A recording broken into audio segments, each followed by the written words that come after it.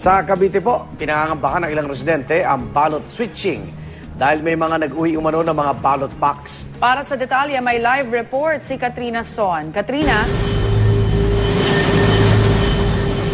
Igan, Rhea, inireklamo nga ng ilang concerned residents o citizens nga ng isang barangay sa General Trias, Cavite ang pag-uwi umano ng mga ballot boxes ng isa sa mga kaalyado nga ng tumatakbong kapitan. Nagpunta ang GMA News sa isang barangay sa General Trias, Cavite. Ayon sa isang concerned citizen, nakita niya raw na nasa bahay ng isa sa mga kasamahan ng tumatakbong kapitan sa kanilang lugar ang mga ballot box. Nang makita raw niya ito ay agad niyang pinuntahan ang bahay ng babae. Ang sabi raw ng babae na may-ari ng bahay ay third party daw siya ng COMELEC, kaya naman nasa bahay daw niya ang mga ballot box. Dahil dito nangangamba raw ang naturang concerned citizen na baka magkaroon ng ballot switching sa mismong bilangan. Nagpunta naman ang team sa police station sa naturang lugar at ayon sa isang pulis na ayaw magbigay ng pangalan, wala raw silang alam sa nangyaring ito kung meron man. Ang lahat daw ng mga ballot boxes ay nasa munisipyo at doon ina-account.